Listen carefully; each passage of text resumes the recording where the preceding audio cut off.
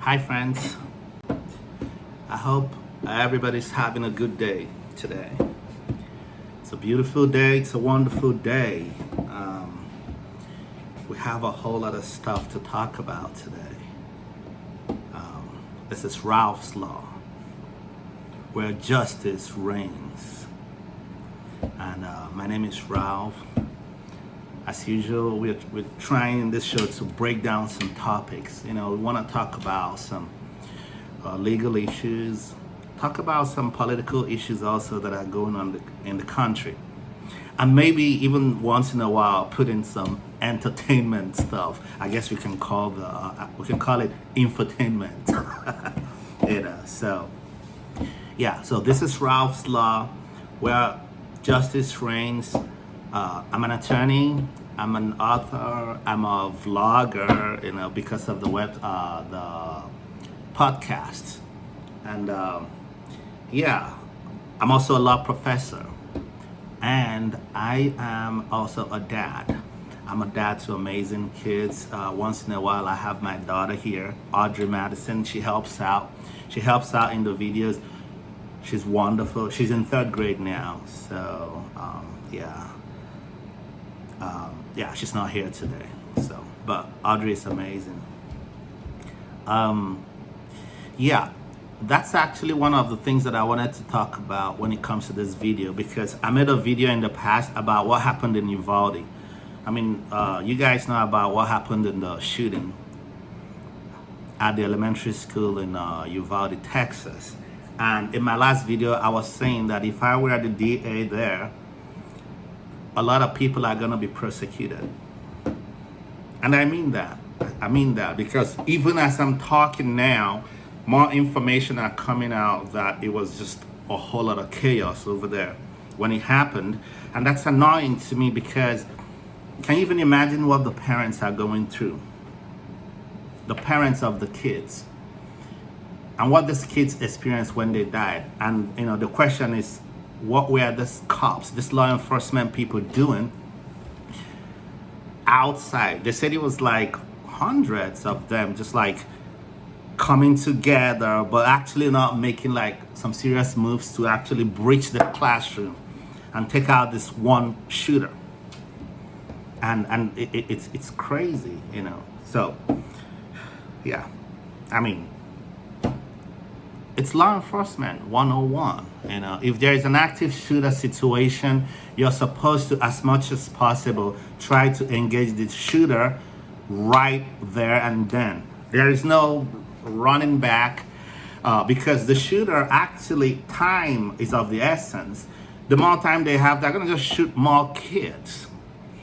They're going to shoot more people. And in this case, it's actually elementary school students. So how are you going to tell me that you didn't know what to do, even when you guys had enough equipment to actually go and engage the shooter? So who were you thinking was going to save the situation? The teachers or the little students? So that's horrible. And I've said before to all those law enforcement people over there in Uvalde, shame on you. Yeah, I've worked as an educator before. I've also worked in law enforcement, as I said in my last video. I worked as a corrections officer in Texas. And there are some situations where, I remember something that used to happen back in those days. Sometimes you can come to work and they just put you in a tower. Like in a prison, a tower is a place. It's just like this part of the prison where you're supposed to see everything that's happening, from the top. You're having an aerial view of everything that's happening in the whole prison. If you are in a tower, it's just you over there with lots of guns. That's just how it is. And the whole situation in that particular shift is, if you're there, if something is about to go down in the prison, in the whole place, you are supposed to start using those guns and start handling business. This is not, it doesn't matter how you feel. It doesn't matter if you feel that you should do that. You are supposed to do that. That's part of the risk in law enforcement. And that's one of the things that's annoying in what these cops did. They were acting as if, like, oh my gosh, this is very risky. We are hearing the sounds of this gunshots that supposedly is, an assault rifle, AR-15, right? So we are not going to go in there. That was wrong. Kids died. Innocent children died. If I were the DA there will be prosecutions. People will be spending some time in prison for that kind of dereliction of duty. These people abdicated. That's huge. That's negligent. And you don't do that. That's not okay. And that's what I actually said in my last video, that there are some situations in law enforcement where you can go to work, everything will just happen normally. But there could be that one crazy day where some unexpected stuff happens. When it happens, you are supposed to take care of business because you had the training, for crying out loud. You have the equipment. You had the training, you had the equipment, you had the number of men that were supposed to go in there and engage this guy. All those big, tough law enforcement officers, who was in the classroom? One shooter, one person. They knew that it was just one person. What did they do? They chickened out. So yeah, it's I don't know. I get mad when I talk about this. I get mad when I even see the reports, and like when stuff keep coming out on what these people did. Was wrong. People should be prosecuted because it matters. It matters to hold people accountable when they do some stuff that are really bad like that. So I'll just leave that for now, and just go ahead and talk about other topics today. All right. So on a lighter note today, I got some questions from some of the viewers. They wanted to know what I thought about JLO and Ben Afleck getting married. So the way I look at it is, actually, I've heard some people think maybe it may not work and stuff like that. But contrary to all that, I actually feel like it's gonna work out. There's time for them because these are two people that are, they're in a very relaxed places in their careers. I mean, these are two big celebrities. But like they're not in a situation where they're trying to do so much, if you will. They're just like, they're relaxed, they're solid. They have kids. That the kids are grown, it wouldn't seem like they would want to have more kids in the future. I mean, at least I want to, think in that way. And, I mean, let's be honest, JLO still, she still got it, so. I was looking at the woman the other day and I was like, whoa. This woman is aging like, she's not aging like fine wine. She's aging like some kind of fine wine from, like south of France, some like from Saint-Tropez, that kind of fine wine, That's how she's aging. So, she still got it, And Ben Affleck is all right too. So I think they will make it. Of course, just from a legal perspective, I want to assume that there should be some prenup already, before they got married this time, because I mean, they're not, this is not their first time around. It's not their first rodeo, so they know what's up. So I know they're fine, and I have a strong feeling that they're gonna make it, even though I'm just generally skeptical about the whole marriage institution with all the statistics, but I think they'll make it, so I'm rooting for them. Congratulations to you, both of you, JLO and Ben Affleck, Hey, you guys, I mean, if they want to do that, they can also subscribe, to my podcast. Hey, Also, if you haven't done so before, please subscribe, leave us a comment, smash the like button for us. This is Ralph's Law, where justice reigns. All right. Oh, so yeah, today's topic, just generally the topics that we talk about in the show, we try to keep it kind of short because people are busy these days, so we don't want to put a whole lot of stuff into one stream. But I just had to talk about this. This is happening in Georgia right now. There's this guy. He used to play football, Herschel Walker. He used to play football, and he's like 60 years old, and he wants to be a U.S. senator. He wants to take the seat of Raphael Warnock. Now, Raphael Warnock is the U.S. senator that is occupying that seat right now.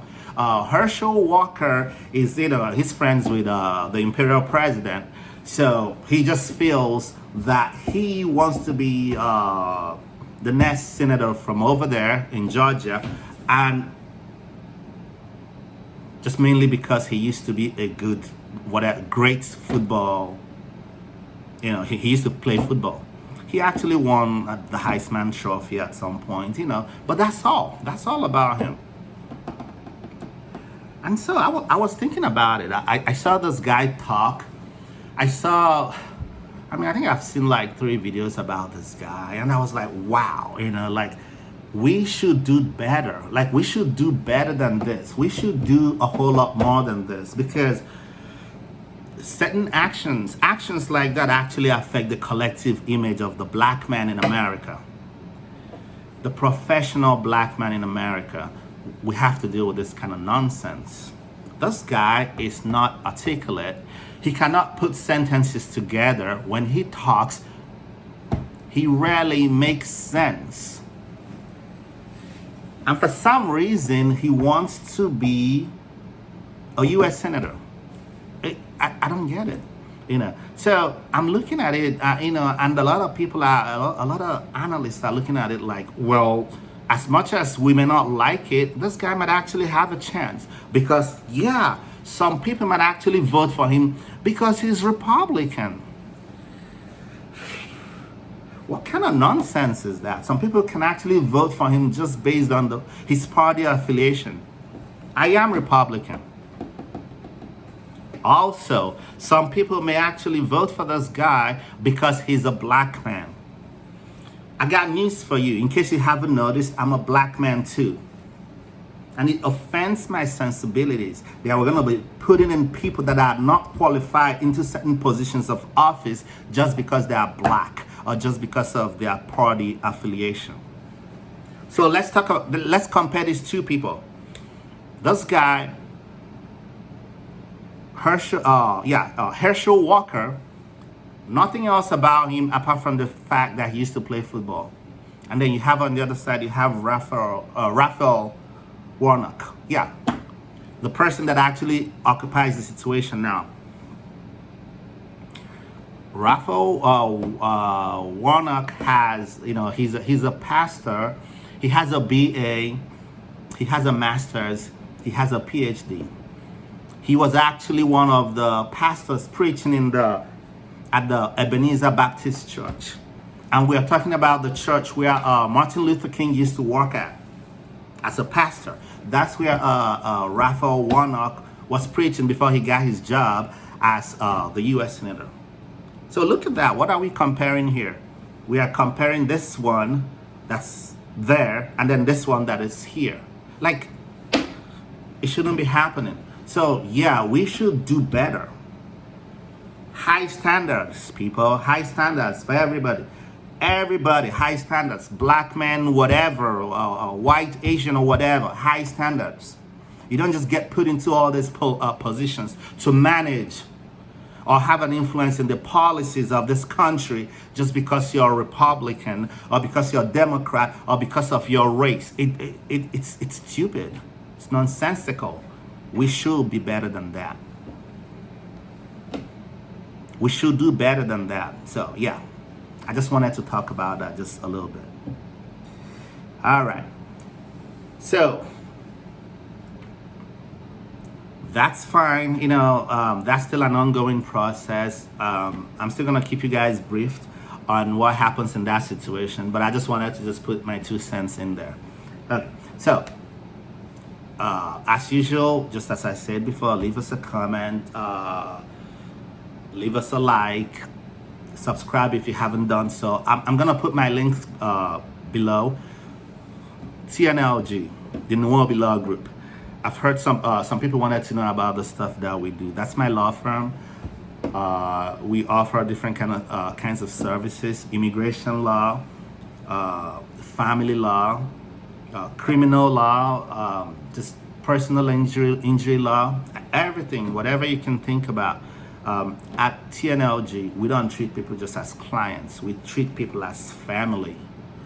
So basically, when we actually choose to deal with your case, we get your case and we put in the kind of we don't. It's an experience. That's the kind of what we want to give to clients. We put in an experience for you. We put in a solid legal fight for you.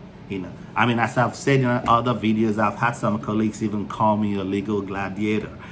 That's what I do. That's how I roll. When I take a case, I handle the case, and it's pretty much guaranteed. We are not making promises. We are not making 100% guarantees, but our clients, they know what I'm talking about. Like, we fight for you, like really fight for you. Not just fighting for you, we will typically dominate. All right, so TNLG, I'm gonna put my website down below. Check it out. And check out, read up on the stuff that we do, and get with us, and we will see what we can do for you. All right, folks, have an amazing day, and I will see you again tomorrow. Peace.